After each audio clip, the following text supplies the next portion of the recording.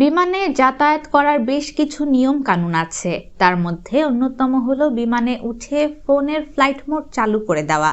তবে এই flight mode কেন ব্যবহার করতে হয় তা অনেকেই জানেন না। বিমান সেবিকারা ফোনে ফ্লাইট মোড চালু করার কথা ঘোষণা করে থাকেন। ফ্লাইট মোড চালু হওয়ার পর কাউকে ফোন কিংবা মেসেজ করার রাস্তা বন্ধ হয়ে যায়, এমনকি ইন্টারনেটও কাজ করে না। বিমান চালুর পর যদি কোনো যাত্রীর এসব মোড চালু থাকে তবে প্লেন চালাতে বেশ দুর্ভোগে পড়েন পাইলটেরা। কারণ ফ্লাইটের সময় মোবাইল সংযোগ চালু রাখলে কিংবা ফ্লাইট মোড বা এয়ারপ্লেন মোড না দিলে মোবাইল সিগন্যাল বিমানের যোগাযোগ ব্যবস্থাকে বাধাগ্রস্ত করে থাকে। বিমান চালানোর সময় পাইলটদের সবসময় রাডার এবং কন্ট্রোল রুমের সঙ্গে যোগাযোগ করে থাকতে হয়, কিন্তু যাত্রীর ফোন চালু থাকলে পাইলটেরা সেখান থেকে স্পষ্টভাবে নির্দেশনা পান না, বরং প্রাপ্ত রেডিও ফ্রিকোয়েন্সিতে বাধা পায়। মোবাইল ফোনের সংকেত বিমানের যোগাযোগ ব্যবস্থাকে বিভ্রান্ত করতে পারে।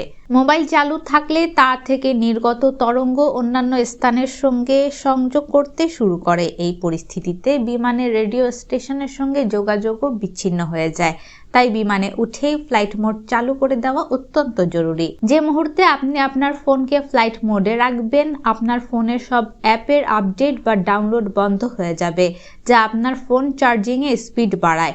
এ সময় ইএমএফ রেডিয়েশনের এক্সপোজারও হ্রাস পেতে শুরু করে। ফ্লাইট মোডের আরেকটি সুবিধা হলো ফোনটি যতক্ষণ ফ্লাইট মোডে থাকে ততক্ষণ ফোন, মেসেজ, বিজ্ঞপ্তি ইত্যাদির হাত থেকে নিস্তার পাওয়া যায়। আর সে সময় আপনি কোনো বাধা ছাড়াই সিনেমা দেখা, গেম খেলা কিংবা গান শোনা উপভোগ করতে পারবেন।